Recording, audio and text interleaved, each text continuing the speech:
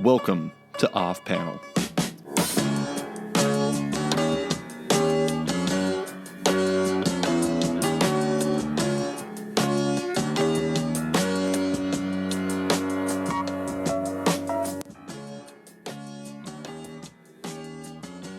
Welcome to Off Panel. I'm David Harper, and it's time to talk event comics with my pal Brandon Burpee.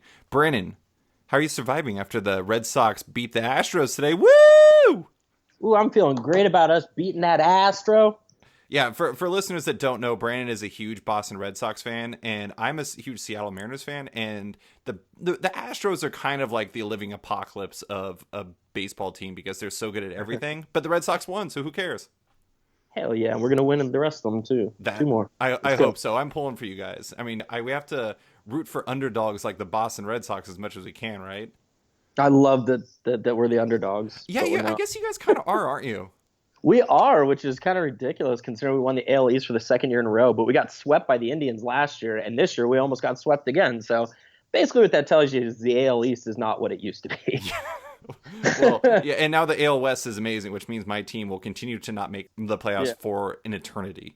Yeah, because the Yankees and the Sox are both on the brink right now. Yeah. We're not here to talk about baseball, though. We're here to talk about everything event comics because it's peak superhero season. Marvel and DC both have major events or initiatives going on right now. And I want to talk to you about some of the recent things going on and to break down our favorite events, one-shots, and weeklies from comic book history. But before we get there, I want to talk about Marvel Legacy. It's a one-shot from Jason Aaron and Esau Ribic and Matt Wilson, as well as 10 other artists. And I'm really curious as to what you thought about it. We're both Marvel superheroics fans. What's your take? What did you think of Marvel Legacy? Okay, so Marvel has had a history in recent years, and I have recent years. It's been going for a while now. Wait, really quick. Before we say anything, we are going to be getting deep into spoilers here. So if you've not read Marvel Legacy, skip to, I'll put it in the show notes. Skip later. So anyways, Brandon, go. Yeah, so I lost my train of thought. You killed me. Okay, well, what did you think? Yep. So Marvel has a long history of going through and basically taking what would have been called preview issues for David and I's generation that were free and compiling them into a collection of previews and selling them for $30 a piece. And this kind of continues that trend of doing so. Which still annoys the hell out of me because basically it's just samples for each little comic with one running theme in between, just to bridge it. And this has been going back to when Nick Fury was up with the Watchtower or with the Watcher. Original Sin. Yeah, they've been doing this for a while now. And I don't even know if that was the first time they did it, but this one was one of the better ones of those, though. Honestly, I thought.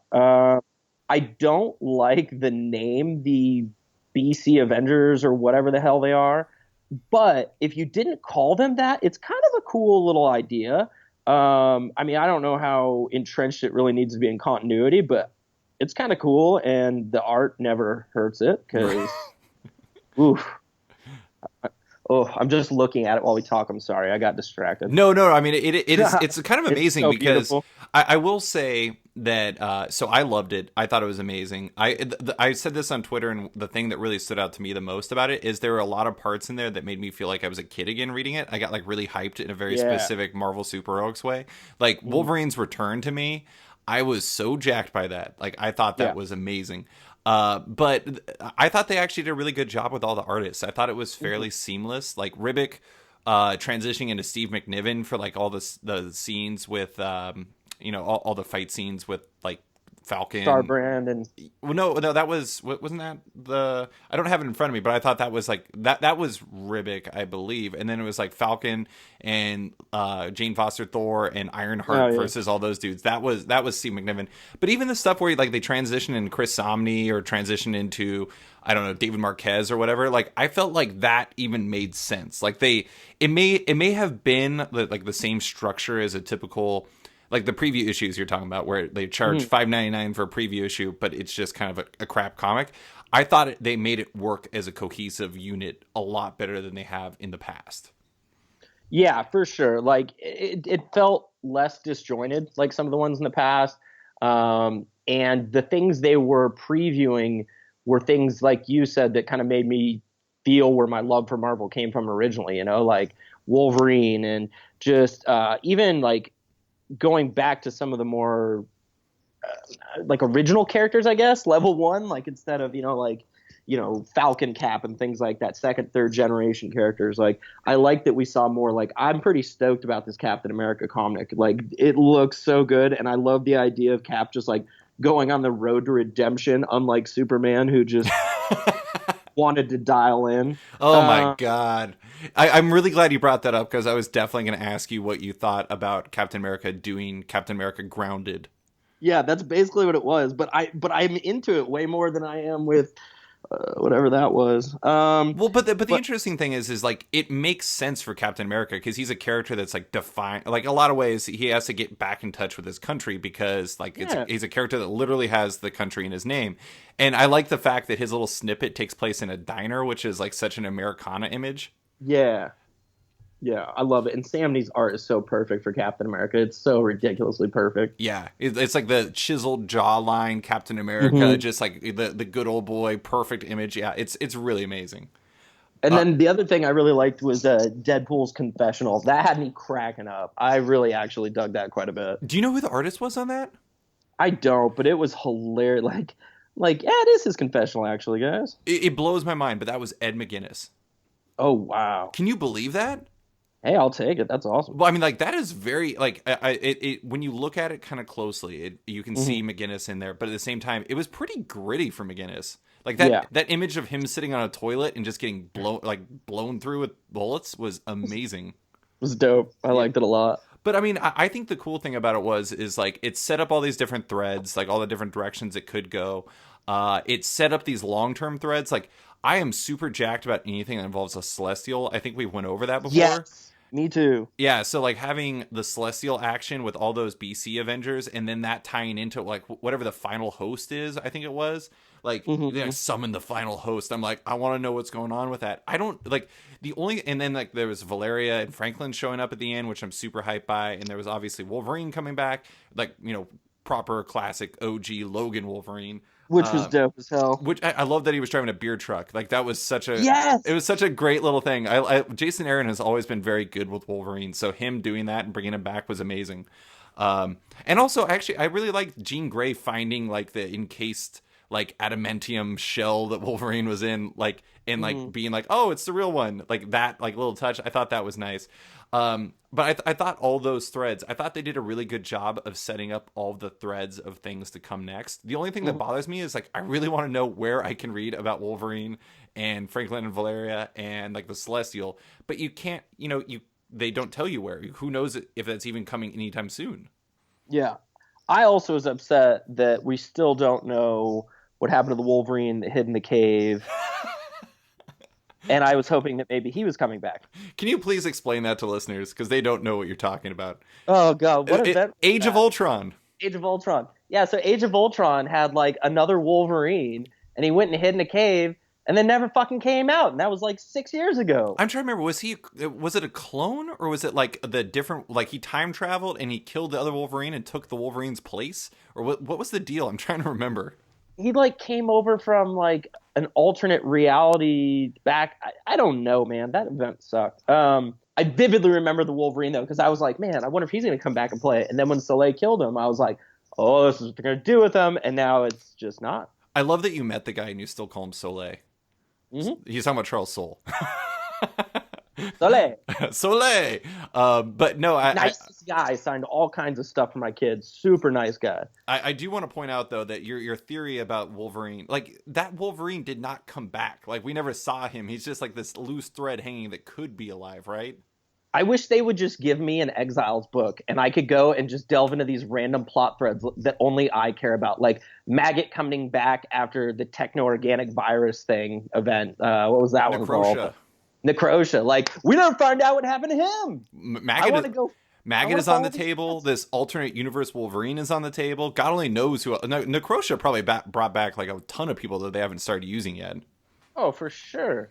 But no, I mean, I do like, I like how they brought those characters back. I mean, I saw some people that weren't super happy that it was Logan. Like they wanted to be somebody else. I don't know who else it would be, But for me, that was meaningful. I like Logan to me is Marvel in a lot of ways, which is kind of weird because they've been kind of, he's been off the table for so long, and he's been kind of, because the movies, he's not really an essential part of the Marvel mythos these days. Right. But to me, he's like, I grew up on Wolverine. Like, Wolverine is such a core part of like our generation of readers. To have him completely gone is such a weird thing.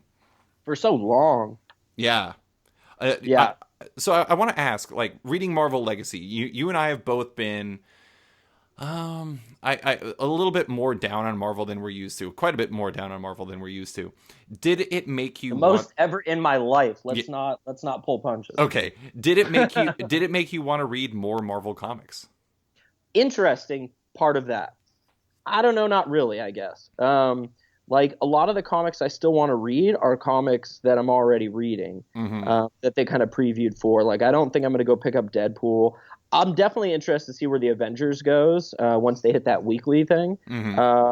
Yeah, like I don't want to. I liked what they're doing with the Fantastic Four, but I don't want to read the book that follows up in. So like, I'm probably not going to pick that up. I love the idea of space Wakanda, but I'm not going to pick up a book based on that.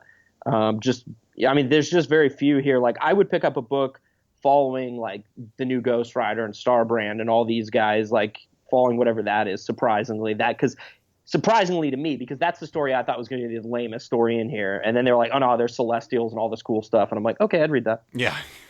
Well, we do know, like, we don't know details on it yet, but Aaron did say that like the 1 million BC Avengers thing is going to lead into his next book. It's not necessarily what the book's going to be about, but whatever is coming next is going to tie into that. And I think it's going to be him and Ribic, or Ribic, however you pronounce that. So it'll be really interesting to see where that goes. The ones for me, it's like, it did make me want to read more Marvel comics, but the weird thing is it also led to frustration, because it's like, I don't get to read the ones I really want to read, which is, like I said, more about Celestials, more about the Fantastic Four, and more about Wolverine. But I am going to be picking up Captain America when it comes out, because Wade and Somni and Matt Wilson is an amazing team. I do want to follow up wherever those storylines that tie it into the Celestial go. So I think I will read more. It's just, it's fascinating that they have this awesome comic that should be kicking off something that's like Rebirth, or leading into a place that is easy to pick up like Rebirth, but it leads up to something that I don't entirely understand. Does that make sense? It does. It absolutely does. And I also have a conspiracy theory. Does it involve an alternate universe Wolverine? It actually does. So if you go back and look at the issue, there's the scene where he pops his claws and it says "Snick" for the first time in forever on the Frost Giant. If you look at it, his claws are coming out from between his knuckles, not from the back of his hand. Okay. Hashtag not my Wolverine. You don't think it's him? Maybe not. My Wolverine had claws coming out the top of his hand, not through his knuckles. Is it possible that it was just not drawn correctly? Well, you know what? When the only time you show the claws is that time, you best get it correct. I feel like you could totally get a no prize for this if you wanted. Like, write in a letter to them, an email being like, hey, just FYI, unless this is like a fake hashtag not my Wolverine, then I deserve a no prize because you put the claws in the wrong place. Well, if anybody from Marvel happens to listen to this, please push this up the ladder. I did not notice that, so I'm going to have to go back and look at that, because that would be really weird if they did bring him back and it was like an alternate universe Wolverine where his claws come out differently. It's Cave Wolverine. It's Cave Wolverine. Well, and that would make sense. It's like, to a certain degree, it would make sense if you had like this weird immortal Wolverine that was part of like the 1 million BC Avengers. I'll be interested to see how they use those guys going forward, because it'll be really tough to tie them into what's going on in the present. We'll see. Yeah, for sure. I think they'll just be like the flashback to a book featuring the modern versions of them. Yeah, and then they'll tie in somehow through the Celestials, and we get like a little bit more information that way and everything like that. I did like that squad, though. That was a pretty sweet squad. It was. I liked Odin being really pissed because Mjolnir wouldn't listen to him. Yeah, that was great. So, I mean, it seems like, generally speaking, for both of us, like the books that are coming after Legacy that have been currently announced, like the same books that we're already reading, are not going to be picked up by us, besides Captain America, which is largely a new book. Fair statement? Yeah. For sure. But you would probably come back if like a Wolverine book came, or if Yep. if this led to something else involving hashtag not my Wolverine.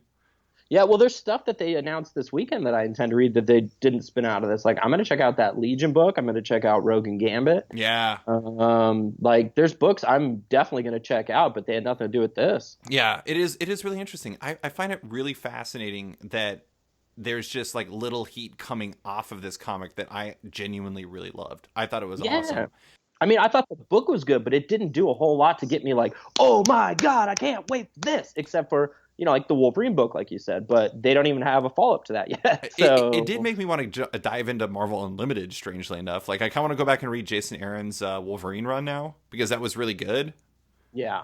That Rogue and Gambit book actually does sound really good. The person who's writing it, Kelly Thompson, I had her on my podcast, and we talked about, she's a huge X-Men fan, and we talked about her favorite X-Men, and she grew up on the animated series, and her favorite was Rogue growing up.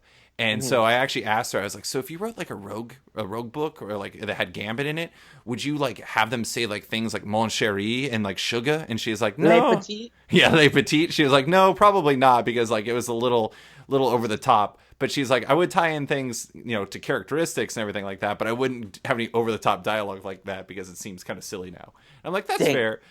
But I will say that she's coming off of it from an X-Men animated series background, and also collected the cards back in the day. So I feel like she's our kind of X-Men fan.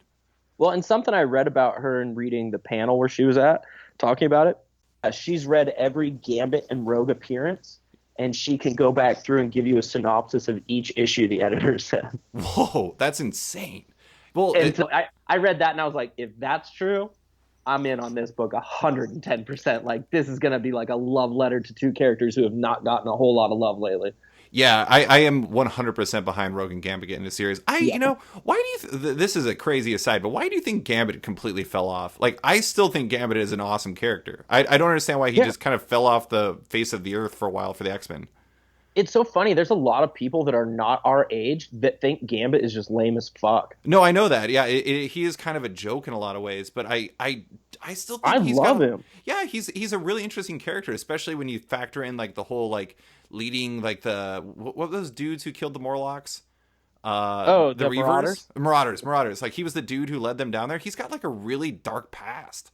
Yeah, they're gonna have to start giving him some love when they eventually do this Gambit movie. So I mean, he'll come back. Oh, this is another aside. Did you see that they're apparently trying to cast Daniel Craig as Mr. Sinister?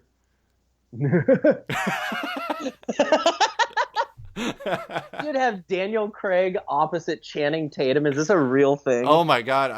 Are we making Magic Mike 3? What is happening? They just did Logan Lucky together, that Steven Soderbergh movie. So it would be kind of amazing. I'm just trying to imagine. Like, there's no way they're gonna do Mr. Sinister like in the comics. He'll just be a dude who wears a suit that refers to himself as Essex, I'm guessing. But still, yeah. Like, I just like, I find that idea. I don't know why the idea of a Mr. Sinister in a movie is just so hilarious to me, but it just seems really funny, especially with Daniel Craig playing him.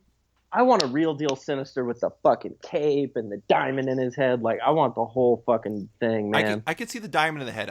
I've never really understood his cape. Like, what the shit is going on with that? It's just a shit cape. It's a fucking awesome cape. Well, I'm talking about like the tendril things that come up the top. Yeah, that thing's sweet. What is it? It doesn't make sense. It just seems like a bad cape. It just seems like something an artist would have. It's the 90s. Nothing made sense. Okay, that's true. I was going to say, it seems like something the artist came up with because it looks cool, but it just completely makes no sense. They're like, dude, you know what we need? A dude with party streamer capes. Like, that is going to be the fucking next big thing. Nailed it. And, yep, nailed it. Yeah. Done. Moving on to the next one. I do like the diamond. Well, okay, this is another dumb question. Are Gambit and Mr. Sinister closely related? I don't understand why he'd be the villain for that. Well, there were a lot of rumors for a long time that Gambit was the Summers brother. Summers brother, yeah, and that Sinister had interest in him as a result of that. Sinister was all about the Summers lineage for a long time there. Could you imagine if they actually dropped the third Summers brother in a movie? Like, the idea of that, like, that would be hilarious. They're like, people don't even know who the Summers brothers are right now. Gabriel in? What? Who? You were talking about Vulcan? Was it Vulcan? Fuck, I don't even remember. Gabriel though? Maybe his name was Vulcan. He was a piece of shit. Yeah. I hated Vulcan. I have no problem with that guy being gone. That guy sucked. Yeah. Although Deadly Genesis was a good comic. Yeah, it was. All right, so I want to talk about Event Comics for a bit. We talked about Legacy. It was like this big deal. DC's got Metal going on. There's all these. We're kind of in like event season right now. But Event Comics are something that is a very core element of superhero comics that these days are not as like they don't drive excitement as much as they used to. And a lot of times, like even Marvel themselves have kind of moved away from it to a certain degree, saying that there won't be like a major event for like 18 months. And they're saying that instead every comic is an event, like trying to, say that, our comics are just exciting for being comics rather than we need these like event series. But you and I are both event fans. I'm curious, do you still like event comics as much as you used to, or are you kind of off them to a certain degree yourself? I'm kind of super off them right now. I'm not a huge fan of it. I mean, like if the right event comes around, sure. But I've been off the event train because, touching back on something you were talking about there, event comics used to get me hyped up when event season came around. But I think to say that there's an event season is a little bit of a misnomer anymore. Like it's always event season. It's open season year round. Right. And there's like, as soon as one ends, another one fucking starts. And it's just nonstop. And so at a certain point, it loses anything that's special about it. It loses any ability to really have a lasting impact on the universe. And those things are what made events really great. When we were going through things like Infinite Crisis, Civil War, even Siege had some lasting shit, and I didn't really like Siege. But now it's like everything happens so quick that it's just move, put it in a trade paperback and sell it. Right. I think you're exactly right. I think the problem with events is they've become like old hat. They've become something that's just like a part of comics. And like the thing that I think the reason why Infinite Crisis and Civil War both stand out to a degree is because they had kind of moved, both Marvel and DC had moved away from events to a certain degree for a while at that point, And so we had gotten to the point where they weren't so expected anymore. And now they are expected, and nothing feels as special as it used to. And so it's just like Marvel and DC need to go back to the point where they're like delivering events for story reasons rather than just doing it because they need to goose their sales for a little bit. Yeah, and that's the other thing that bugs me about it too is, and this is just going to make me sound old, but I don't give a shit because I appreciate it when it was like this. Dude, the listeners are used to listening to me. They're used to listening to old people. Okay. Yeah. So if you go back 10 years, like 2007, 2006, so like 10, 11 years, the internet was still a thing, everybody. I understand. But your news and information that you got was a lot smaller. It wasn't so leaked. There wasn't big press releases from the big two to companies to spoil giant ending issues of like series and events and things like that. So like, when you had something like 52 where they come through and they do like every week on Newsarama, they would reveal the cover and answer questions about the issue that came out that week. That shit was cool as fuck. Mm-hmm. And so now though, there's just such a glut of information. It's all about the money. It just, the specialness just isn't there again, just because it's too many of them, not long lasting effects. And, you don't even get a cool buildup like with, Infinite Crisis, for example. There's like all these little, miniseries, and Annihilation was another one that was like that. They've got these little side issues that you don't know are leading to this, and holy shit, they do. Like, what the fuck? Like, that shit was so awesome. You don't see that anymore. Well, like, you look at Infinite Crisis, where I'm pretty sure this is basically the path. They had, like, that Wonder Woman arc with Maxwell Lord that led into, like, the 80-page Giant, which led into, like, Rand Thanagar War and, like, what was it, like, OMAC Project or something like that? And then there was, like, the Checkmate-centric one.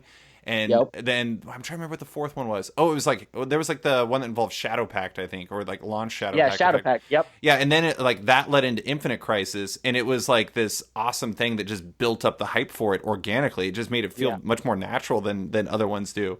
And I do want to underline what you're saying. Like that was one of the cool things about. It was like back in the day, back when you're talking about it with 52. Like I remember do you remember that issue where they had the Rip Hunter chalkboard? Yes. Yeah, and like I remember, like this was before we were friends, but I remember dissecting that and just being like, "What does this mean? I gotta know." And like it was like comics were built off the unknown then, and now it's like you look at Metal, and they revealed the fact that the first issue ends with Dream of the Endless before 2 days before the comic was even released, and with Legacy, they revealed that both Marvel and Valeria and Franklin came back before the issue was even released. And it's fascinating. It's like before they used the unknown as a carrot, and now they're using the known as a carrot. And it's really interesting how the former was much more based on like using authentic storytelling techniques to build excitement through what we don't know, versus now where it's just like the only way they know how to sell things is by telling us what's going to happen in the comic already. Isn't that weird? Yeah, and I don't understand the shift, because for me, it makes me less enticed.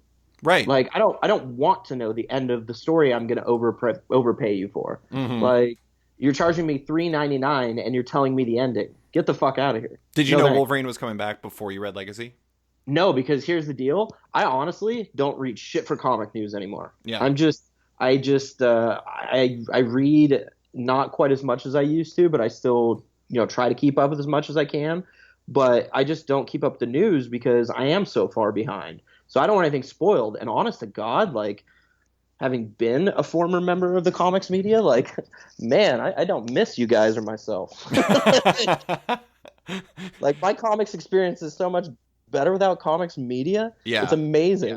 As you know, like that's not really my thing. Like I've never really been kind of about that like comic book spoiler life. I'm more like I'm going to research a project for 3 months and then write a huge article about it. But at the same time, like it's kind of hard to avoid if you're a person of the internet that like talks about comics on a regular, because you just kind of pick that up naturally, and it's frustrating because I'd rather just enjoy the comic organically.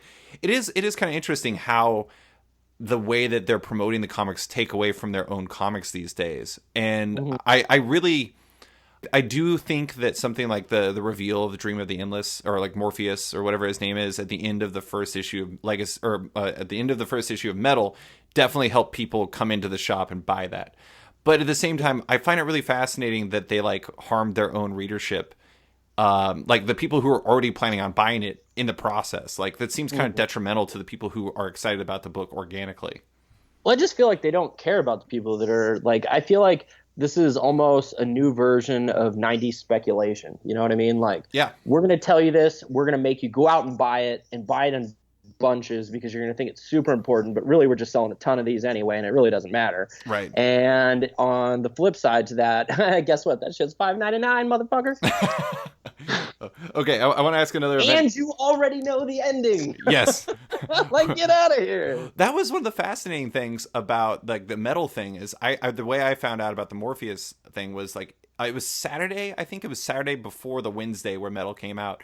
And some website, I never even heard of the website, had posted more or less screenshots of every page of the comic. It was bizarre. Jesus. And I was just like, how is DC allowing this? It's fascinating. But I mean, there's only so much they can do once the books are in the wild, I guess. But I do want to ask you, before we start talking, before we reveal our top 10 events / weeklies / like one shots of all time, I'm curious, what to you makes a good event comic? Like, what was the ideal format of event comic for you, without naming names, so to speak? Okay. Yeah. So like for me, we're doing a top 10 here, right? So when I was looking at what would be a part of my top 10, I looked at a few things, like how much impact did it have on the universe? What kind of enjoyment and rereadability did I get out of the event? Like those are two really important things to me. The rereadability is, I think, super underrated. Yeah, because, a great event doesn't just get you stoked for like the next launch of comics. You're stoked to go back and read that thing. That's like, it's a good event when it's something that you feel like you can reread every year or more. Like that's the real deal. Mm. And then some of my list were like things that they're my favorite, things that's ever happened with certain characters. Right. And maybe took me out of what I normally was into and created a cool moment for me. Other things are just like, things from my childhood that are like, I love that shit and I don't care how bad it may or may not have been.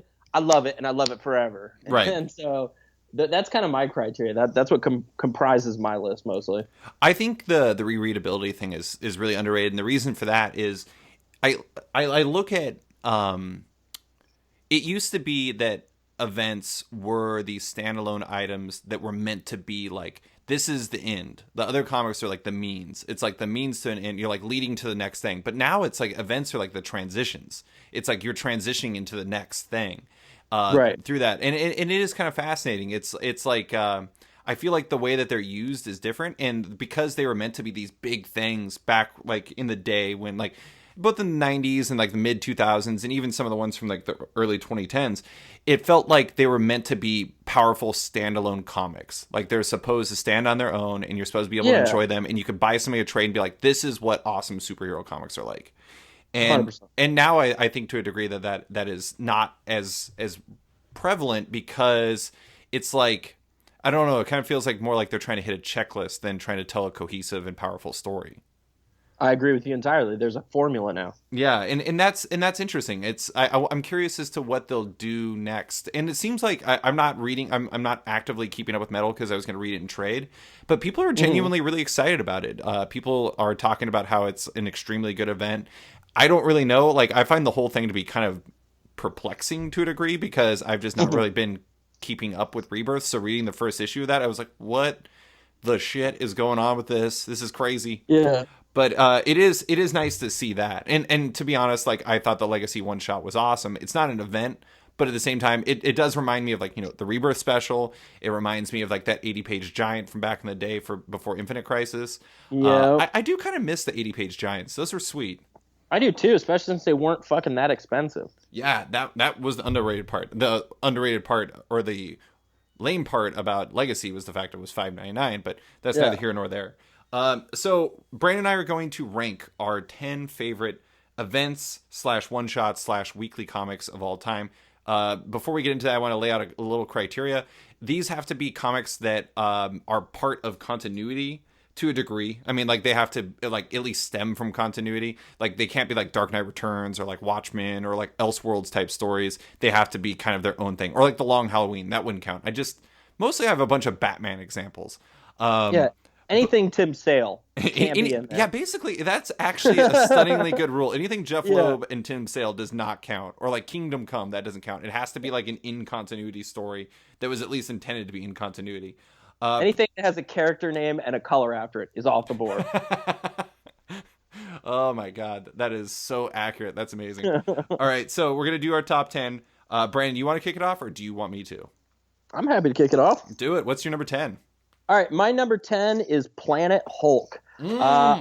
I loved Planet Hulk and still love Planet Hulk, and it's one of those, for me, kind of like I touched on earlier, I never really got into Hulk. Like, the most I'd ever got into him was like when he was like a beast after like Onslaught and all that. And then outside of that, like, I never really bought the book, but man, I bought the Planet Hulk thing religiously until we got to World War Hulk, and World War Hulk was garbage, and then I stopped reading Hulk again.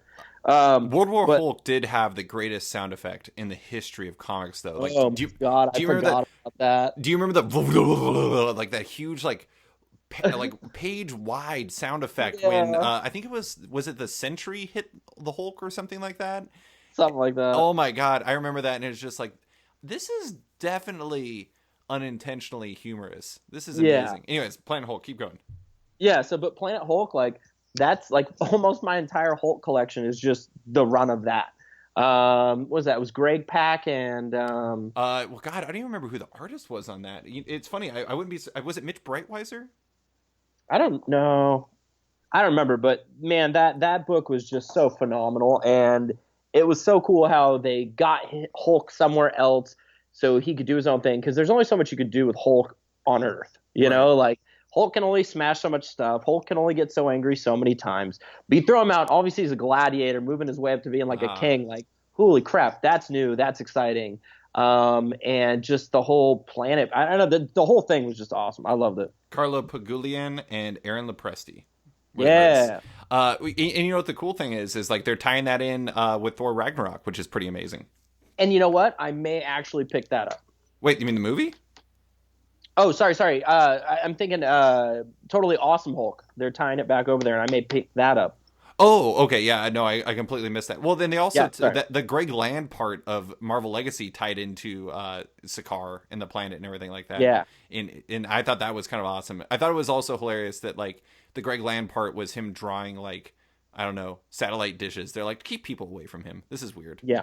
No muscles on that satellite dish either. Exactly. This is the most satellite dish that's ever existed. Why is this satellite smiling, Greg? Why does he look like Triple H? Again. But no, you know what's funny is I feel like an idiot. I completely forgot Planet Hulk. That would totally be my number 10 because I love that. That is such a good pick, and it was It reminds me of it's not similar, but it's kind of similar because it involves the Hulk. This technically, I believe, is continuity. But do you remember? Did you ever read Future Imperfect? Oh yeah, Man, I love Future Imperfect. That was such a great story, and I just love where you put, because like you said, the Hulk is such a destroyer that it's like you almost have to take him off a planet or take him out of time for him to be able to unleash and do Max Hulk things.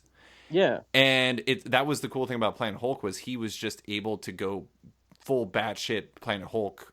Yeah, he went ham sandwich up in there. Exactly. But my number 10, because I forgot Planet Hulk and because I'm an idiot, is a comic that a little crossover that we've talked about a lot. It was Fatal Attractions, the early 90s X-Men crossover that featured all of the X-Men books. And it was really built around like the acolytes of Magneto and like Asteroid M and all the stuff that was going on with them. Colossus leaving them and joining the acolytes because Magic died, and them going up there. Why did they go? It's been a while actually since I read it, but it was like such a formative comic that it has to make my list. Why were they up there to when they fought Magneto and Wolverine got his skeleton pulled out? Well, because he was opening up Avalon to like harbor mutants, and then there was the whole nuclear thing with the scientists and stuff like that. Oh, right. Nukes. They went up there to stop their asses. But I mean, like the whole storyline was so like such a formative comic series for me, just because. Well, first off, it had holograms, which was amazing. Second off, it had Colossus like betraying the X-Men. Like I remember that really haunted me because I thought Colossus was such a backbone character of the X-Men. And then Wolverine getting his adamantium pulled out was just such a heart-wrenching moment. Like it's one of those, X-Men 25 is one of those all-time great comics for me that it will always kind of be in my mind when it comes to events and when it comes to like standalone single issues and things of that sort. So yeah, it had to make my list despite the fact that I clearly don't entirely remember the plot. I can't help it. It was a long time ago, but man, that comic just rocked me. Anyways, what's your number 9? My number 9 fits under the category of I don't care what anybody else thinks about it. In the moment, I loved it. And I still love it. It's Onslaught. I knew it had to be Onslaught. I loved Onslaught. Like when things were slow boiling into Onslaught and like people were getting blasted out and like Juggernaut was getting destroyed, and you're like, who's doing all this shit, man? Who is fucking powerful enough to take out Juggernaut's strength level and take out Xavier mental level? Oh my god, this guy is off the chain. Yeah. Like I was so excited, and then all of a sudden, next thing you know, you've got them taking over New York, and there's Sentinels everywhere. And if you know anything about me, I love Sentinels, and if there's Sentinels, it's automatically the best story ever told. But like, and then like all the heroes dying, like Wolverine and the crazy feral bandana thing, and I don't know why I loved it so much at the time because going back, it's kind of garbage, but god damn it, I still love it in a way. You left out one of the best parts of it. What's that? It heavily features Nate Gray. It does. I love Nate Gray. I actually miss Nate Gray. I don't know what the hell's going on with Nate Gray right now. Is he still alive? I don't know. He was in that New Mutants title for a bit, and then he went away. Yeah. That guy's just like hanging out in, I don't know, a beach somewhere. Why not? But anyways, yeah. No, I'm totally with you on Onslaught. Like it may not stand up to the test of time, but at when I was reading it, I just remember I was like speculating like crazy. It was kind of like how you watched Lost, right? Oh hell yeah! Yeah, you know when you break down like everything that was happening in Lost, like when like the door and the hatch dropped and there was all this stuff that was going on with the black light and people were like figuring out the map and yada yada yada. That was kind of like me with the X-Men when Onslaught was happening, because I had to know who this was. I knew it was somebody important, and they did that. Like whether or not the comic itself was good is one thing. I can't say that for sure, but I can say that the feelings that they made me have while reading it, and like how they like manipulated readers to like be so invested in all these reveals, was incredible. Yeah, and then on top of it, for me, like So when I first got into X-Men, it was with the cartoon. So Fatal Attractions is about when I got in, like the one, and so at that time, that was my first event. And so then all of a sudden you have this Onslaught event that built off of that. And I was like, oh shit, this comic shit is so cool because I read this then and now it ties into this. Holy shit, this is cool. Mm-hmm. And that to me was like one of those big moments where I was like, comics are badass. There's so many of them. They all tie together. And the more you read, the more you know. And there'll be like levels of people who know different levels of things. Like, this is amazing. And that's why I hate that they've really just like shit canned continuity lately. But because it's so much more fun to have to go piece it all together. Like, who cares if you don't know everything? Go piece it together. I do think that was one of the interesting things about the 90s is they were really, say what you will about the comics, but they did a very good job of like letting everyone kind of have their own island and then organically bringing it together when they needed to. That like they just don't really have that going as much as I think they did that like with like Civil War and like House of M and things like that. But I don't think that they do that as naturally as they used to. It definitely feels more like initiatives rather than organic storytelling. And that's kind of fascinating. Mm-hmm. My number 9 is not even Marvel or DC. It's The Valiant from Valiant. It was by Jeff Lemire and Matt Kent and Paula Rivera. And it was a 4-issue miniseries. It was like a prestige edition. And it is, in my opinion, Valiant's best comic that they've done. It is fantastic. It's basically about... there's this like creepy monster dude who's coming to kill the Geomancer. Like one of the characters in he just basically always kills the Geomancer, and like Eternal Warrior's job is to protect the Geomancer. And so it's basically the Geomancer and Eternal Warrior and all the other Valiant characters and Bloodshot versus like this creepy monster dude. And it's actually like this amazing event comic mixed with having some really amazing personal character beats. Like, some of my favorite parts about it are just, like, the Geomancer and Bloodshot having a conversation in a mall, and, like, all of the amazing character acting and all of the amazing, character beats that they have in there is just so perfect. It's such a great introduction to Valiant Comics, and it's such a fantastic way to get people invested in the universe. I just brought this up in a podcast I recorded yesterday. I really think that Valiant really wanted people to buy into their universe, they should deep discount that book and get it out to people, because it's such a great comic that I feel like people would be invested if they just read it. And did you ever read it? I didn't. Okay. I will mail it to you. I will mail you a copy. I think I actually have an extra copy. So I will mail you my copy and you can read it. It's really good. I think you'll really like it. Even if you don't read any other Valiant comics, it's such a good standalone book that it's just like exactly what you want out of an event comic. But it is kind of fascinating. It's the only thing that's not Marvel or DC that's on my list, but that kind of makes sense for event comics. That's funny. Yeah, like my shop, the shop I typically go to, dude, they're huge on Valiant comics, like huge. Mm-hmm. Like they have cardboard cutouts, like they're constantly promoting the books. Like it's pretty funny. Like I feel like sometimes they like Valiant more than they like Marvel and DC. It's interesting. I bet if you ask most retailers, they would say they like Valiant more than Marvel or DC. And the reason why is Valiant does a very good job of taking care of retailers. They do a very good job of taking care of press.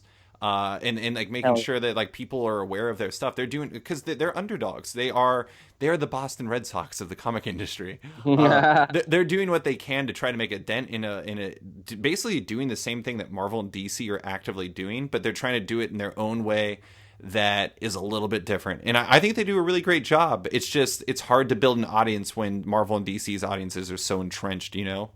Yeah. For sure. Most people are ride or die with Marvel and DC, but Valiant is an excellent alternative if you'd like to try something different. It really is. So what's your number 8?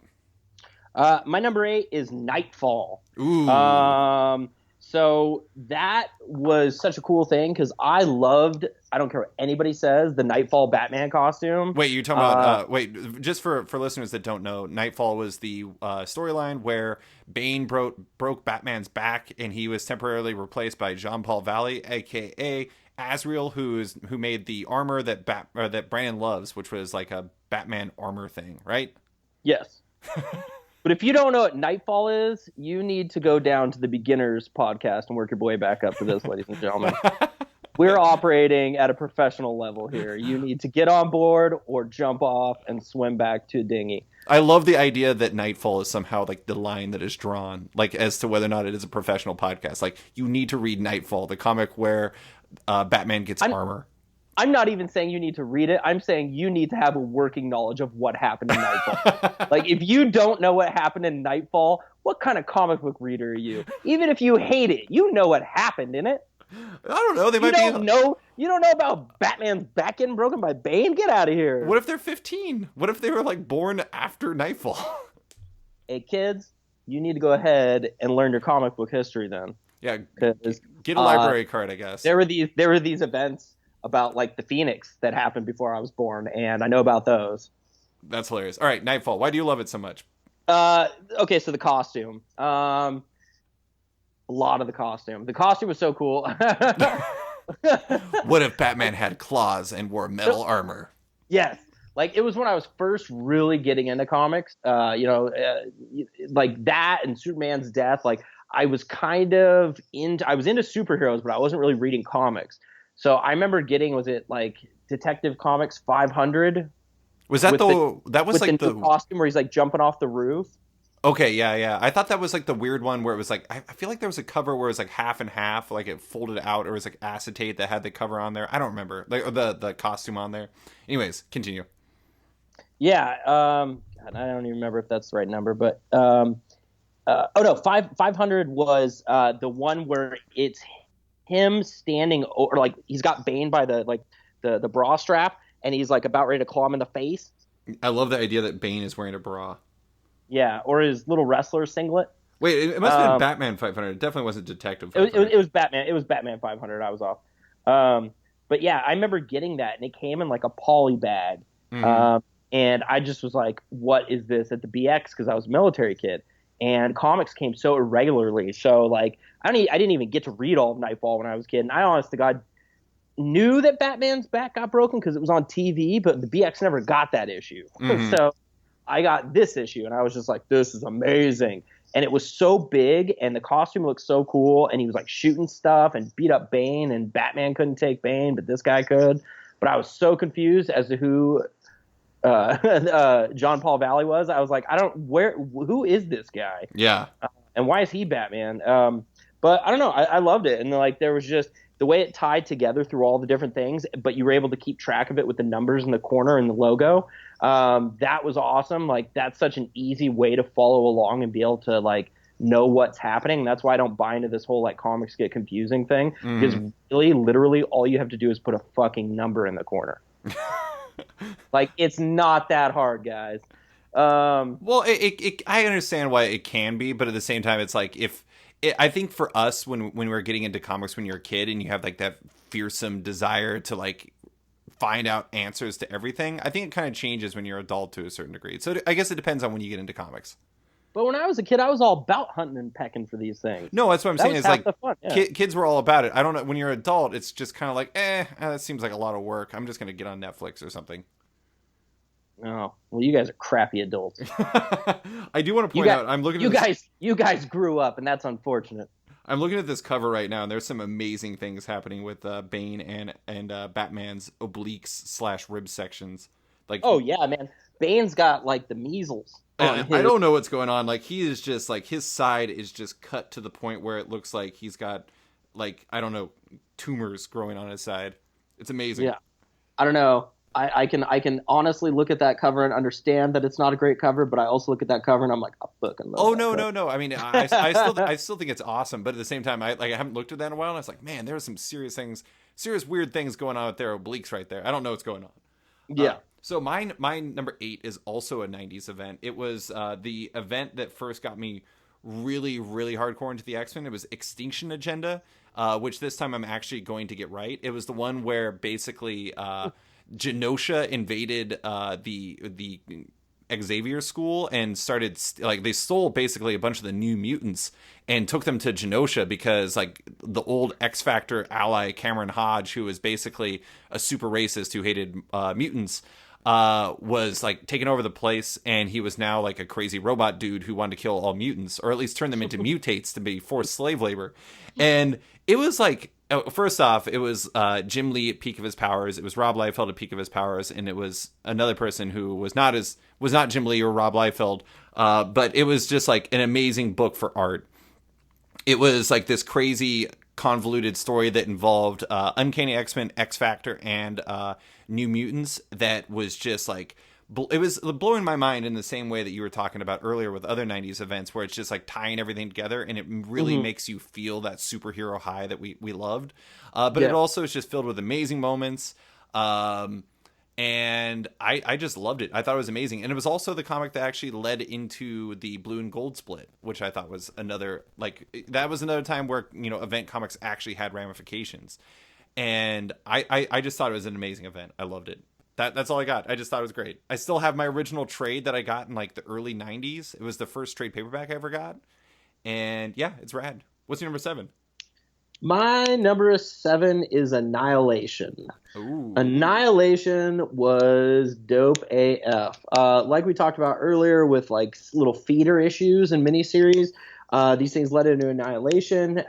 You can thank your box office Marvel for Annihilation and the Guardians of the Galaxy resurgence and things of that nature. But it was just so cool to have like, you know, like a nihilist come in and be like a legit fucking threat.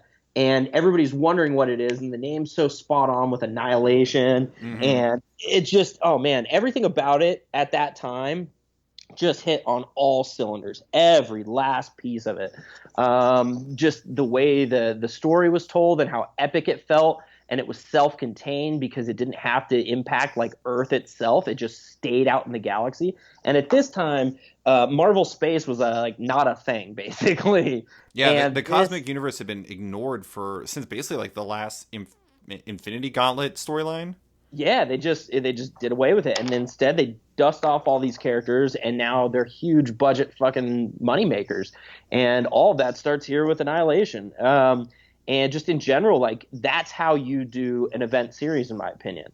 It meant something. It didn't have to draw in every last title. It just impacted what it needed to impact, which at that time really wasn't anything other than maybe putting a light underneath the galaxy universe and lighting that fire again. And that was one of the cool things, though, it was kind of like Planet Hulk. It was like, because none of this stuff mattered at the time, they could do whatever they wanted. They could change things. They could like change things forever. And then also, like, as you pointed out, Annihilus, like, the cool thing about Annihilus was I honestly didn't know how they were going to beat them or beat the Annihilation wave, you know? It was like, when you read an event, you want to feel like the odds are insurmountable. Unless it's like, you know, good versus good thing, heroes versus heroes thing. Then it's just like a moral dilemma, or it's just the last 10 years of Marvel. But like I do think Annihilus was an incredible villain. And I kind of wish, like, you don't really see heavy hitters bring the thunder like that very often anymore.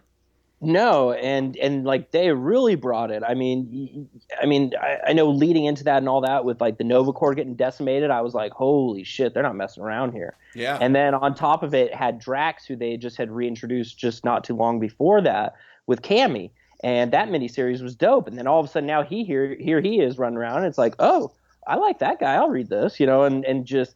I don't know, it just came at a perfect time. It was told perfectly, and clearly, you know, the results, you know, like the proof is in the pudding, because now, again, a huge chunk of these are big budget movie characters. Well, and actually, like the Guardian stuff spun out of Annihilation, Conquest, the second one, because that's where the Star-Lord mini was that led into it. And man, that was so awesome. That was such a rad miniseries. Anyways, but yes, I was gonna say something. Oh yeah, like the Drax mini. That is like one of the most underrated parts of that entire thing. That is such a good mini series. Yeah, and it took place in Alaska. Hell yeah! Yeah, it's cool as fuck when you live in Alaska, because the only other thing that takes place in Alaska is when Jean and Cyclops run away from the X-Men for the 10 millionth time. Exactly. Or like, wasn't there something else? Like, I'm trying to remember what it was. Oh yeah, like the Hope storyline started there, Messiah Complex. Oh yeah, yep, it did. I don't know if that's gonna make your list. It was close to making my list. It almost made my list, but it did not. Yeah, that's a really good one. X-Men. It was a real close cut. X-Men have a lot of good crossovers. Yeah. All right, number 7 for me is, you're gonna be shocked by how low it falls on my list. Infinite Crisis. Okay.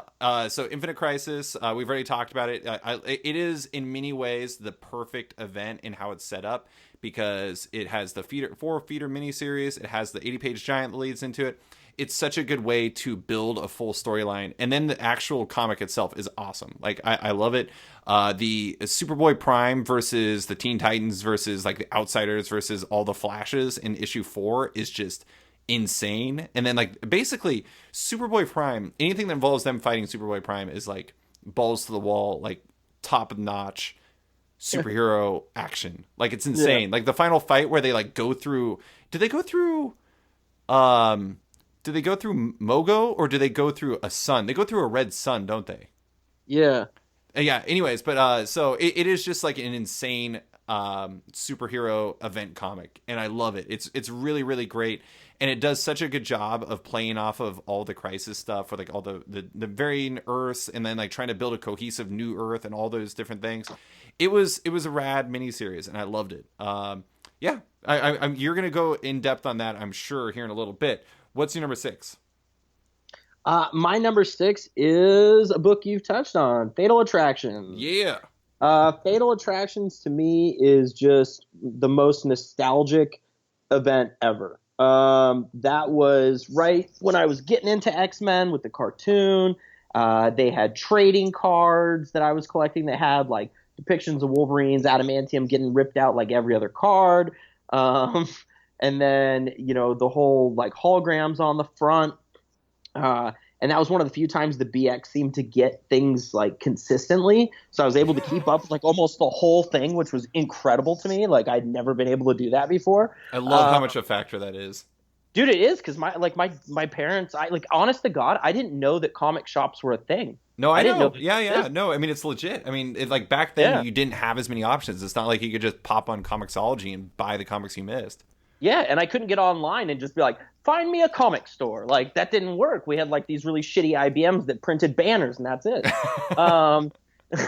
And you could play fucking Oregon Trail on. Yes. And Where in the World is Carmen Sandiego? But other than that, they were worthless. And so so like that was really cool to me. And just like something that at that time, Wolverine was my everything. Yes. And so for him to get his claws ripped out, that was like the first time ever in comics where I was just devastated. Mm-hmm. Like I knew Batman would come back, but you just ripped his claws out. Like that's what? You can't do that. He's indestructible with those. Now he's nothing. And like, yeah, that event was so cool. And then like you said, Colossus leaving, I was like, are you like, what? Yeah. That felt like such a maximum betrayal. Yeah, I'm like, dude doesn't even look good in purple and red. His classic costume is perfect. Why switch? Yeah. But other than that, like the Acolytes were dope. Senyaka had a little action figure with the whip. Like it involved Asteroid M. Yeah, like there's just so much cool shit on there. Eventually, leading into Onslaught with, Xavier mind wiping Magneto, like just so much cool stuff happened in that. And it bled into like so many of the years in comics that I've enjoyed post that, up until a certain point, And so, yeah, hell yeah for Fatal Attractions. I feel like the best bases for superheroes and supervillains almost always are in space. Like the JLA Watchtower was amazing and Asteroid M was amazing. I feel like there should be more space bases. I like space bases. Space bases are amazing. I like saying space bases. Space base. Space base. We need to write a comic about this. Just call it space base. Yeah, just space base is perfect. God, I was going to say something about? Oh yeah, do you think has there ever been a moment in comics that like killed you more than Wolverine get his adamantium pulled out? Yes. There's been a few. Like the end of Y the Last Man. Okay. That may be like the single most gut-wrenching comics moment for me. You mean like the actual 60 or like 355? What happened in 355 again? 355 is Agent 355 when she died. Yeah, it was pretty horrible. But the end of 60 was just like the fact that it was over. Yeah, and that he'd escaped from the straitjacket at the end, or you're led to believe he has, or whatever. And so, just it was such a beautiful ending, and then it was just gut wrenching because it was over. Like that was it. But if we're talking like superhero stuff, I don't know. I don't know. I don't know if anything was ever like to that level for me. Yeah, I don't know. I haven't really given it a lot of thought, but I imagine it's. I would say that the one that's closest to me, despite the fact that it was quickly turned around, was I remember. Do you remember in Hickman's run when Human Torch apparently died but didn't actually die, or like he was cloned and brought back to life or whatever? Yeah. Like that moment was really good, and it also involved Annihilus. Yeah, another good one actually was when Damien died. He's still alive though. Wait, yeah, I don't remember when he died.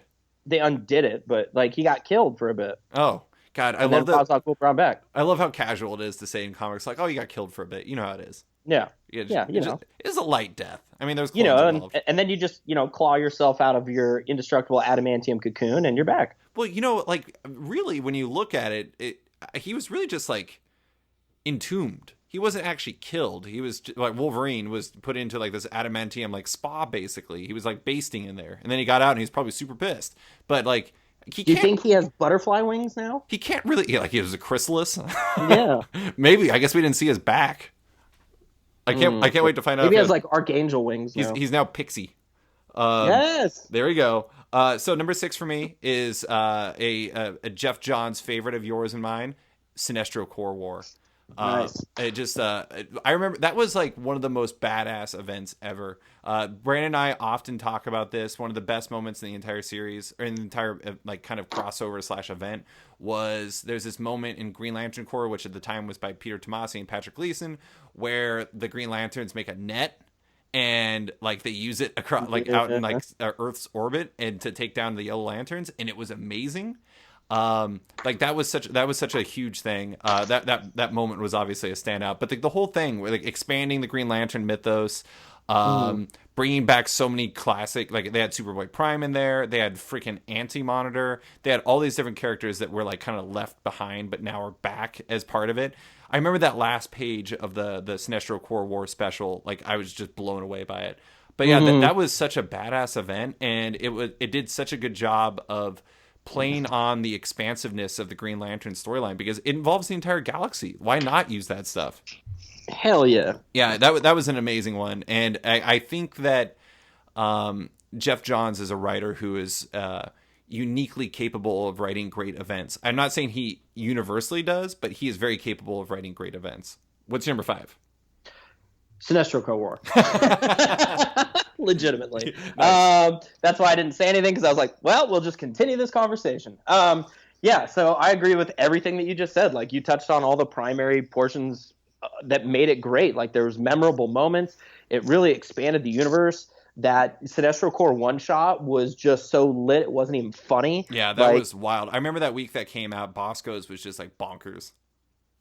Dude, I just remember so many people, like, what was his name?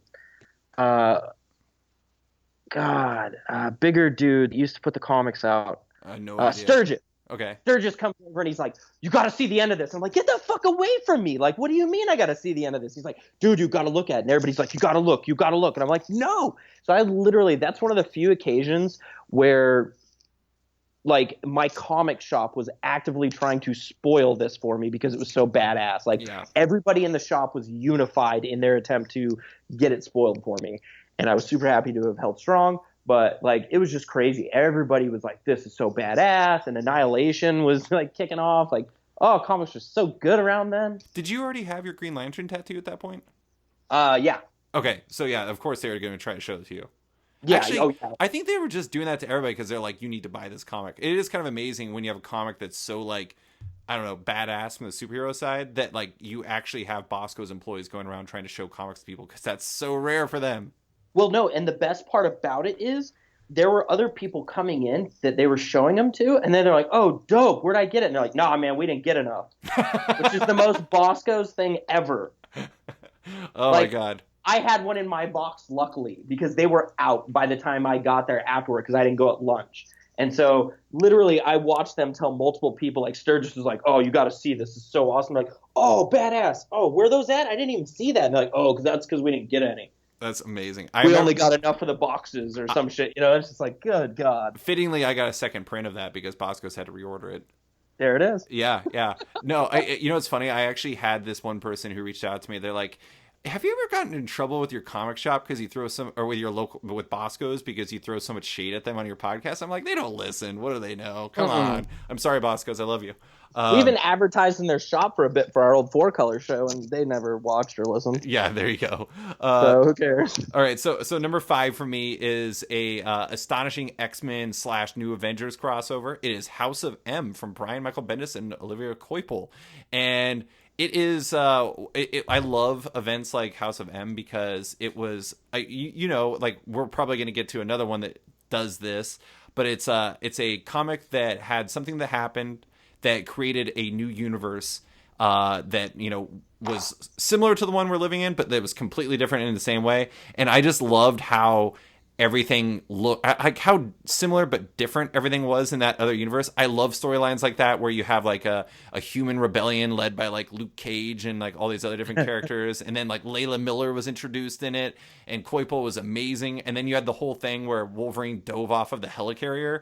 I mean, like that series is badass. I actually think House of M is probably the most underrated mid 2000s aughts, whatever you want to say, Marvel event. And it's I don't think it gets enough love. I thought it was a really great one, and it just is filled with a lot of great beats that I don't know. It's just such a unique comic. It will never be able to. The sad thing is we'll never be able to do something like that in the movies because they can't do the X-Men. But it works so well for that. What's your number 4? My number 4 is Civil War. Civil War, when it hit, was such hot fire. It did pull in every fucking title possible, but at the time I was buying every fucking title possible, so it didn't even matter to me. It was one of those situations where, like, at the time I remember people complaining like, oh, there's just too many titles, but I was literally spending all of my money on that, beer, and other necessities. So, like, it didn't even matter to me. And so, like, I don't know. So, plus, like, if you go back and read it, like, the miniseries itself is kind of disjointed without all the extra shit. Yeah. But it's still not bad. But if you're just talking about the, was it like 4, 6 issues, whatever it was? I think it was 7. It might have been 7. And it was so horribly late at times. And then Bosco's would just not get it in some weeks. Like, I remember having to buy a $10 Namor cover to one of the issues because all they got in was the variant issue. Oh, that's ridiculous. And I was like, can you just sell it to me at cover price? Like, you guys screwed up. I'm like, nah, we can't do that. It's $10. I'm like, man, God. I feel like this is a racket. I feel like you have all the issues in the back right now. That'd be hilarious. And then you just end up with this Namor cover. Yeah, and John's just like, gotcha. He's just Mr. Smithers in the back. I do think you're right that the main series kind of reads. It's a really entertaining event that's kind of fascinating in the sense that, like, almost all the depth of what happens in the main line happens in other comics. Yeah, I mean, you look at if you ask people about Civil War, one of the first things they're going to talk about is Captain America's death. Didn't happen in Civil War. Well, and then like, what about Spider-Man unmasking himself? That happened in Amazing Spider-Man. Yeah. So, I mean, there's all these, so there's all these little beats that people associate with it, but it really didn't happen there. Yeah. And so, so it's crazy, but I'm looking at it as the whole body of work across every single motherfucking issue. Because there was a lot. Well, and that is the underrated part about this. We didn't talk about it earlier, but, like, tie-ins do matter for events. Like, a lot of the stuff we have talked about, actually hasn't involved a lot of tie-ins. Like, the Valiant didn't, Fatal Attractions didn't. They were tie-ins in of themselves. Infinite Crisis did. I guess Sinestro Corps War did. But, I mean, like, a lot of them didn't necessarily tie into what was happening in the main event. Civil War had a ton of tie-ins. It was kind of the beginning for that for Marvel. That and Infinite Crisis were Marvel and DC's first foray into, hey, we can just slap a label on it and people buy it. Right. And then they're like, this shit works. We're going to print money. And now 10 years later, they're still printing money with it. I think there are diminishing returns to that. And I think we've started to see that because people are tired of, like, the tie-ins happening. At a certain, like, that's the difference, though, is, like, event tie-ins can be good. You just have to make them meaningful. You have to give them reason to exist as opposed to an OMAC flew by. Right. Exactly. Fucking Nightwing. So number 4 for me is I have to imagine one of your top 2, Age of Apocalypse. It is the basically. So I'm trying to remember who did the actual MDK. Was it Legion that killed Xavier? Yeah, because he was. On accident, though. On accident. He was trying to kill Magneto because he was trying to help his dad because he's such a good son, except for he's crazy. Went back, accidentally killed his dad. So we find out what would have happened if in the past, before you got to create the X-Men, what would have happened if Professor X died, if Charles Xavier died. And basically Apocalypse would have taken over the world, and the United States was a military state of only mutants, and all Americans, or not Americans, most Americans, I guess, all humans were taken like hostage or killed or whatever, eradicated. And it was basically about all these rebel forces who were trying to take down Apocalypse because your boy Bishop is the only one who remembers, and he's trying to, get back into the regular timeline where things were not terrible. And it's amazing. It was a really well done event in the sense that it kicked off with an alpha issue and it closed with an omega issue. So it was like No, and then it also had Prime after that. Oh, right. Well, I guess Prime. Well, that was regular continuity, wasn't it? It was like your first like re-entry back to the universe. Yeah. So like you had that also, but I mean it was very elegantly designed, and instead of having tie-in issues, all of the comics that existed, like Uncanny was replaced. I think it Extreme X-Men that replaced that. Or no, Amazing X-Men. Yeah, you had Amazing X-Men, Astonishing X-Men, Weapon X. Weapon X. You had Excalibur. Factor X, Excalibur. X-Man. Yeah, so you had all these books that just replaced the existing books out there. So it's like you didn't have to buy more. You just bought the stuff that you were already buying for 4 months. And it was just like this view into another universe. And it was amazing. Like, it was just so great. And, I mean, dystopians are kind of passe these days because, like, we might be living in a dystopia. But, anyways, but it was just like, at the time, it was just mind-blowing, and I loved it. What is your number 3? What is your number 3? Ooh, now we're getting to the heavy hitters. Number 3 for me is Infinite Crisis. There it is. So Infinite Crisis for me was the beginning of the end for a bit there. Like, I was always a Marvel person, and I'd read some DC stuff here and there, mostly Batman, but outside of that, not really screwing with too much else. Maybe a little fucking like Justice League International and stuff, because that's your dudes. Outside of my BX, the only other place was there were these like used bookstores, and I can't remember what they're called, but they still have them in Tucson. And we'd go out there, and sometimes they would have like quarter bins of comics. So I remember reading like old like Ostrander Suicide Squad and stuff because they were in the quarter box. And so some of the stuff I got was Suicide Squad and some of the old like JLI stuff. Coming into Infinite Crisis, it was cool because some of these guys like Blue Beetle are getting off, and I'm like, what? You can't do that. And then replaced with the better Blue Beetle. Disagree. Jaime for life. I like Jaime, but disagree. I know. I'm just kidding. And then so like even prior to that, like I really loved Identity Crisis, which is another thing that didn't make my list, but which was close. Like I was reading Flash and Identity Crisis and stuff like that at that time because Johns' Flash was dope. And then it all steamrolled, and so it all built into this Infinite Crisis thing where you had these events like we talked about earlier, these little miniseries that bled into it, and the big 80-page countdown to Infinite Crisis thing. Like it just, the whole thing just felt so grand and huge that I couldn't help but be sucked up into it. And so I did buy like almost every tie-in to that, including the Nightwing one we reference all the time with stupid ass OMAC flying overhead. That's literally the tie-in. That's not a joke for any of you that think I'm kidding. Like that literally was the tie-in. Well, one-man Army Corps have to commute too. They have to get somewhere. Oh God. Yeah. I also love, as much as I love the OMACs, I love that they're the one-man Army Corps. Yeah, and then there's like a ton of them. Yeah, there's a billion of them. Enough for there to be errant Nightwing issue ones.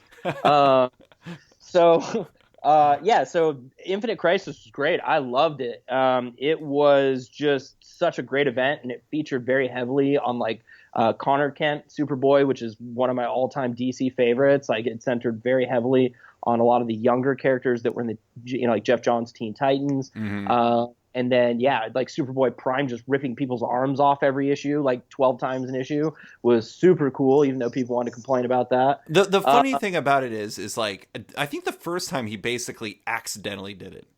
He did! Yeah. He was just temper tantrum. Yeah, he's just like, oh, yeah, I hate you. It was kind of like when in Avengers Age of Ultron, when Ultron accidentally like cuts off Claw's arm, and he's just like, "Oops, my bad." And it's like, I mean, that's basically what Superboy Prime did. He also we haven't even talked about the fact that the pre-crisis Superman punched a hole into continuity. That is pretty amazing. Yes, he punched it and it vibrated out and changed continuity, which was dope. And then also just like the entry issue, where like old school Superman pops out. I remember at the end of that issue just being like, "What the fuck? Yeah, holy shit! What is this shit?" And then I loved it. And then I always liked Superboy Prime because I always thought that was Jeff Johns taking a shot at fanboys. Oh, it totally was. I mean, kind of. I mean, as much as Jeff Johns would take, you guys bitch and whine about how this isn't your universe and this isn't how it's supposed to be, and then you throw a big tantrum and you ruin everything by tearing down all these B and C level characters, because even though you bitch and cry about them, you never buy their fucking titles. You might as well just rip their arms off and beat them with them. You know, I guess I've never thought about that. I don't know if Johns is so inclined that he would throw shade at people in such a way. I 100% think he would. Jeff Johns is creative as fuck. Well, I mean, he is, but at the same time, I've never really took him as like that feels like a force of evil type move, like a nefarious type Johns move, which I guess I never really thought of him having in his playbook. I only think positively of that man. He drew me a Joker. And you offered to buy him a Slurpee. Yes, and I also offered to bring him Superman ice cream. People don't remember back in the day when Jeff Johns actually participated on Twitter in a non-promotional way. Yeah, when he was like talking about leaving his apartment at 2 a.m. to get Slurpees, and I was like, "This guy is amazing." I think I talked about that on the podcast recently, or talked to somebody about it, and people are like, I think the person was kind of surprised that was a thing that happened.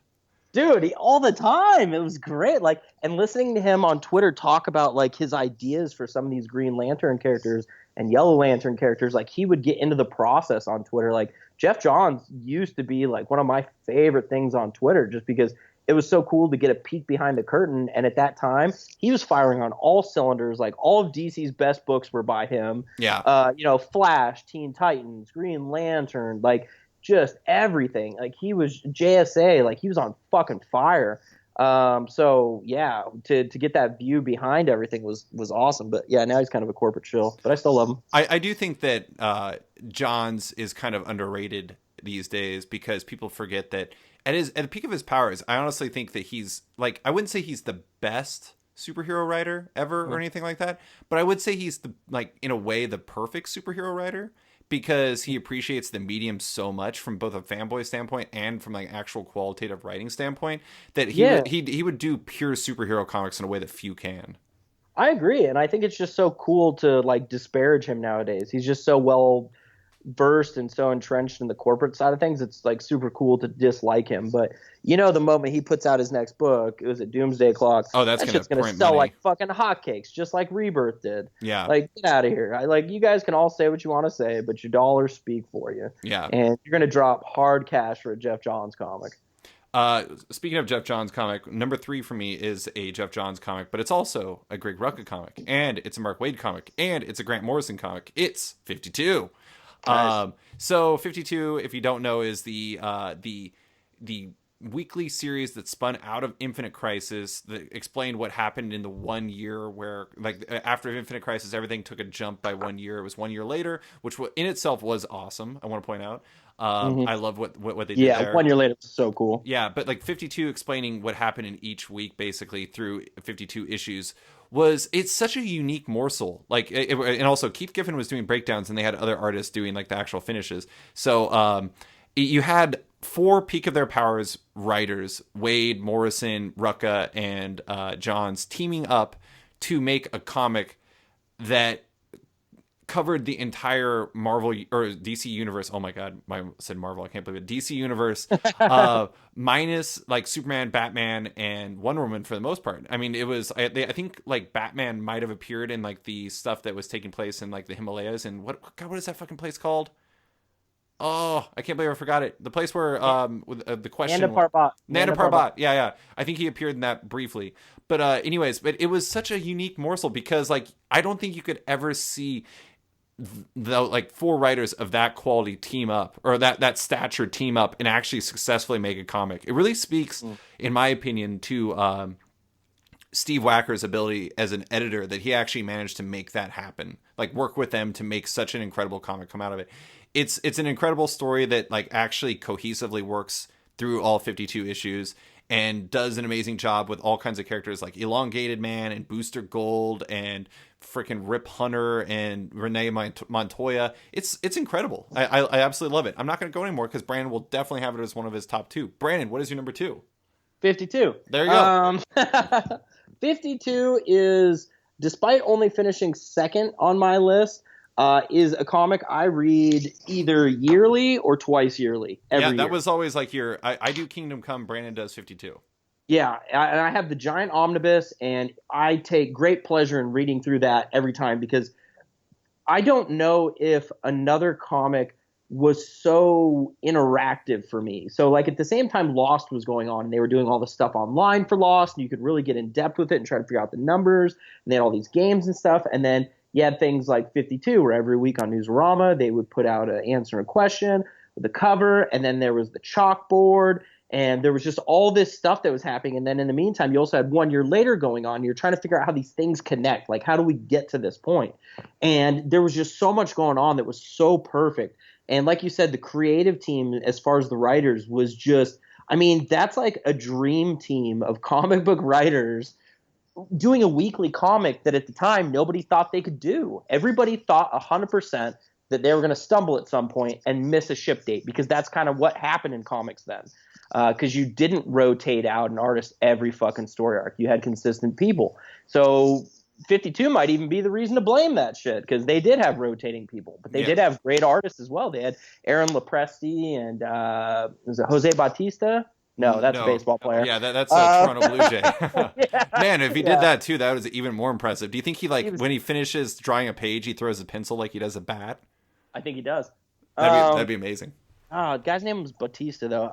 Anyway, but yeah, 52 was just amazing. And it focused on these characters that up until that point didn't fucking matter, and established new characters without them really being new, like Renee Montoya. You know, you took a character who was huge for people who watched the animated series, but outside of that, you know, it wasn't a huge deal. And then bam, she's the Question. She's super interesting, and she's got ties to Batwoman, who's really fucking cool. And you get to explore the idea of having, you know, like a lesbian couple in the DC universe, which was a little racy at the time. You know, people were all up in arms about Batwoman in general.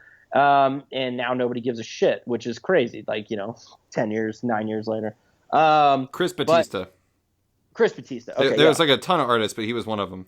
Yeah, because I looked at buying a couple of his pages because he saw some great Lobo and the fucking dolphin religion. Oh god, the space dolphins! I forgot about them. Yeah. Oh my god, I can't believe I didn't mention them. I looked into buying some pages of that where he's like with the space dolphins. Yeah, like it just, oh man, I love 52, and then it just made these characters important, and oh man, I loved it. How did Booster Gold not come out of your mouth? He's your guy. I just assume at this point everybody knows. Booster Gold being the centerpiece of that, and then being Supernova on top of it, and just being integral to the whole thing. Like, he's the one that's going to fix the whole universe and Rebirth. We already know that. That would be amazing if somebody was listening to this and is like 40 issues into it, and they're like, fuck, he just spoiled who Supernova was. God damn it. Same thing goes for you guys that didn't know what the fuck happened in Fatal Attractions. No, it was Nightfall. Nightfall or Fatal Attractions. You're not going to believe what my number 2 is. What is your number 2? So I given the fact how much I sassed recent events, it's kind of funny that my second favorite one ever is in the last few years. I love Secret Wars, the 2015 one from Jonathan Hickman and Esad Ribic. I actually, when it was coming out, I loved it despite the fact it had delays. I don't know if you've reread it since. I reread it in Unlimited, and it is so good. And the part of the reason why it works so well is it builds organically from both Hickman's Fantastic Four run and from all of his stuff he did with the Avengers. And it is so excellent. And it does such a great job of kind of touring through everything that makes Marvel special. And like, it has so many great character beats. Like, my favorite character beat in the entire thing is, it's not even a character beat. It's just like this amazing, just badass action bit where Thanos comes up to Doctor Doom, and I think he even has an Infinity Gauntlet. Yeah. Is just like tries to fight him, and Doom just like rips his spine out. And it's just so insane. Like, God Doom is such an amazing character. Hickman working with Doom is such a perfect pairing, and working with the Fantastic Four and everything. It's just incredible. And like that comic is such a singularly good comic that it's kind of amazing that everything kind of after it has turned to crap. And I'm not saying that it is because of Secret Wars, but maybe it's just because I was so hyped off of that nothing just seems as important after Jonathan Hickman destroyed the Marvel Universe and replaced it with Battleworld for a while. But yeah, I mean, and plus it is like straight up like the most like I think it's the best looking event comic that's ever existed. And Esad Ribic is one of my absolute favorite artists, and I think it was Yves Savorcina that colored him. And it's just such a beautiful book, and it feels so momentous, like in the same way that like kind of Alex Ross stuff does. But except for Esad Ribic, I think is actually, I mean, I can't believe I'm going to say this, maybe a better storyteller than Alex Ross, because Alex Ross has a tendency of feeling a little static at times. But anyways, yeah, that's my number 2. Are you surprised by that or no? No, not at all. Honestly, like that was a late cut for me. And then that and Infinity, actually, I loved Infinity too. Both of those were late cuts for me. So no, I mean, I'm a little surprised it's as high as it is. But am I surprised that it's on your list? Nope, because it was dope. All right, what's your number 1? I know what it is. Go ahead and tell them. All right, so number 1 for Brandon is Age of Apocalypse. It sure is. That event blew my goddamn mind. You replaced all the X-Men. And again, I lived on a base, and I got my comics from the BX, and I knew nothing about any rumors or anything. And then one day I roll in, and there's all these weird fucking X-Men books that don't look anything like my X-Men books, but look intriguing as fuck. And I had no clue what the fuck was happening. Wolverine didn't have a hand. He didn't have a goddamn hand, and Cyclops didn't have an eye. Like, what is happening? And I love it. Like, I have an original, talk about old kids. Back in the day, they didn't color your comic books digitally. They actually colored them with hands. And so you know that they still use their hands, right? Yes, but not in the same way. And so I have like an original nemesis, like from like Age of Apocalypse Unlimited or whatever the hell it was called. Wait, he was called Holocaust back then, though, right? Yeah, Holocaust. Sorry. Yeah. And so I've got like an original like from that, which was the first one of the Age of Apocalypse comics that came through on the BX. And that was like the first piece of art I ever bought, was like just where the colorist had done it. It was legit coloring. It's all signed. I've got it framed. Like, love it. But yeah, everything about Age of Apocalypse was just, God, it was just like a wet dream for like a kid. It was like all these crazy alternate universe possibilities, and it just took over everything for like 4 fucking months. Mm-hmm. And at the time, I didn't, honest to God, and you know, this is because I was a naive comic book reader at the time, but I was like, is this forever? Yeah. Like, what the fuck? Because there was no like 1 out of 4, 2 out of 4. It just said number 1, number 2. And I was just like, oh my God, everything I knew has changed. That is, you know, going back to what we talked about earlier, it is one of the interesting things that comes with not knowing. It's like when we know everything, it kind of takes away from some of the power that they can have for the storytelling. And, you know, part of that is just 2017. We're not going to put that genie back in the bottle. We have all this information, and it's always going to be coming our way, and it's going to be hard to avoid unless you do you, and you just like avoid the comics internet forever. Which is great. You know, I mean, like that probably ups the excitement in a lot of ways, because then you just come up and you're like, holy shit, this stuff is happening like back in the day. But I mean, that was one of the underrated parts about Age of Apocalypse, is it felt like forever. Yeah, I mean, it was crazy because, you know, like you said, now that's one of the things I really do enjoy is like when I go into my comic shop, you know me, I used to be big on reading solicitations every month. Big on, I never did solicitations. I was always amazed how into it you were. Yeah, I loved them, and now I don't read them at all. And so I'll go into the comic shop. I don't even know what's coming out. It's so exciting. It's like when the new 52 launched, and we're like, I don't even know what I'm getting today. Like, that's every day at the comic shop on Wednesdays now, and it's so much more fun and exciting. Like, you know, we're doing this podcast, and so I'm part of the machine, but fuck the machine. This is a machine that's not part of the machine. It's Renegade Machine. It's the Hawk and Dove machine. Caw-caw! I only come in here like Che Guevara and spit my rhetoric, and then I leave.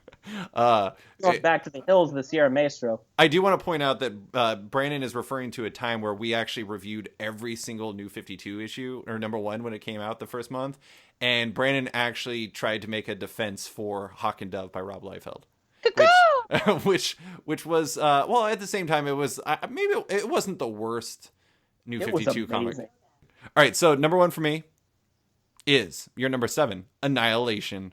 In my book, I've said this elsewhere before, but in my book, Annihilation is like the most perfect event that's ever existed, because all the things you discussed, that we discussed. I mean, it had the different storylines that moved into it, just like Infinite Crisis. I really think that if Marvel and DC were smart, that they would still use those as playbooks for how they should do events, like have those feeder series that go into it and then like make you hyped before you get into the event. But beyond that, like you read that comic. I actually read that comic almost every year. Like the original, the miniseries that lead into the actual standalone book. But it's because there are so many different, like, because it was such an empty sandbox that nobody was using. Like, they could do whatever they want. Like, they killed Quasar. Nova literally ripped Annihilus's insides out of his insides. Thanos was killed by Drax.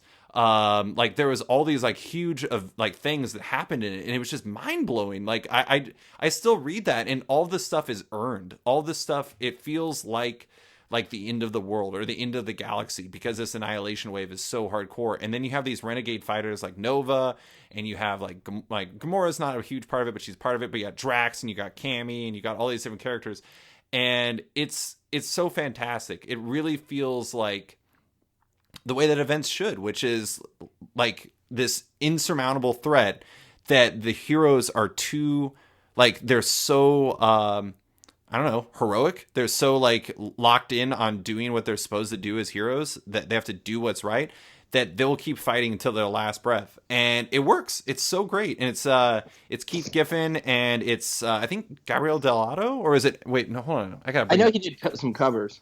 What's that?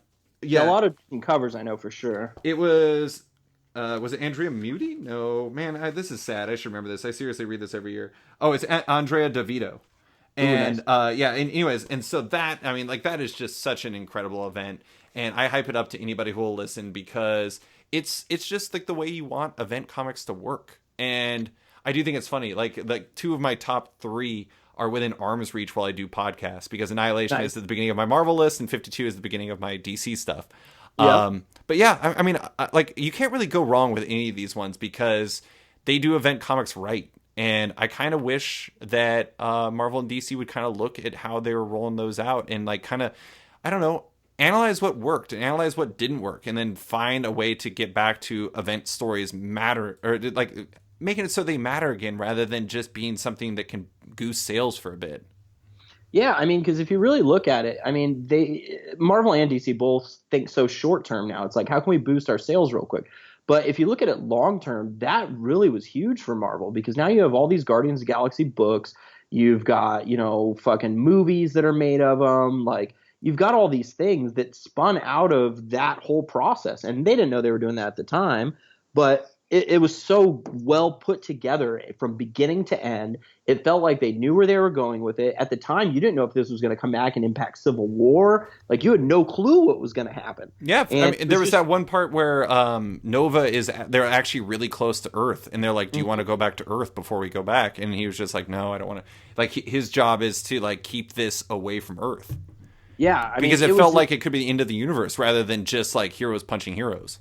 Right, and then, on top of it, these are all characters they dug out of mothballs, basically, so anybody was expendable. Yeah. So you didn't know who was going to make it to the end, which obviously always makes it more exciting when you don't know what's going to happen, and that's hard in Big 2 comics. You just don't have that capability to just make everybody believe that anybody at any point can die. I had no idea who Star-Lord was going into that series. I didn't know who most of those people were, except for I had heard of Rocket Raccoon. And Rocket wasn't actually part of Annihilation. He was only in Conquest. You're right. You're right. But yeah, no, I mean, like you probably knew Nova, but you probably didn't know, like, you might have known like Moondragon and like Drax and obviously Thanos and stuff like that. But a lot of the characters weren't like big deals. Yeah. No. Yeah. It was Yeah, I do think Marvel, and I think Marvel especially does plan pretty far. Like, I think that they're like planning these events like year plus out, but at the same time, it's like, this is gonna sound mean, but it's like I don't see it in their work. You can't see, like, you can't look at like the math equation that they did and like see what went into it. It just kind of, it still feels like really sudden and not really planned out, which is fascinating. Mm-hmm. But I don't know. I mean, I'm hoping that we're gonna start seeing more along, like, moving back towards a time where like events matter. Like, I think it's important that Marvel is apparently moving away from doing events for a prolonged period of time. I believe it when I see it. I think that DC has been doing a good job of not rolling out events and kind of making things more cohesive. And like when they do things like Metal or like this Doomsday Clock thing, they're kind of standalone, but they don't their web doesn't influence everything. I think that they're handling it better.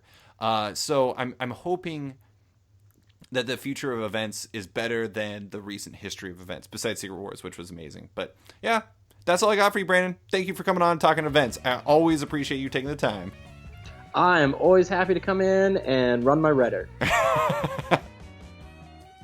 Thanks for listening to this special edition of Off Panel with my pal Brandon Burpee.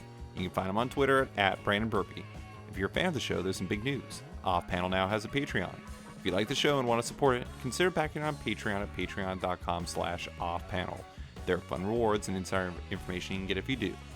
Big thanks to all my existing patrons, including Henning Allers, Abraham Rietzman, Adrian Diaz, Bobby Angus, Bjorn Basin, Darren Neely, John Hendrick, Steve Anderson, Michael Perlman, Phil Nall, Ian Maxfield, Cliff Chang, Benjamin Shipper, Colin McMahon, Chris Palmer, Maxwell Schmidt, Dan Lee, Scott McGovern, Nathan Fairbairn, Kat McKenzie, Lou Iovino, Christopher Carter, Nicholas Kesslake, Brian Dickerson, Greg Rucka, Ryan Mail, Adam Heifel, Nicholas Gardner, Andrew Corrigan, Fiona Staples, Chris Morris, Johan Barander, Chris O'Halloran, Mark Abnett, Matt Pataglia, Mike Murphy, Michael Shirley, Tom Barnett, Jim DiMonacos, Norbert, Nick Lowe, James Kaplan, and Mission Comics and Art in San Francisco. You guys are all the best. Don't forget to like the show on Facebook at /sketched. That's SKTCHD. Follow it on Twitter at @sketchcomic or follow me at @slicefriedgold. Want more from Off Panel? Subscribe on iTunes or Stitcher and give the show a rating or review while you're at it. A quick thanks to the band Wolfpack, whose excellent track Outro from the album Volmilch opens and closes the show now. Give them a listen as they're totally rad. Thanks for listening and tune in next week for another episode.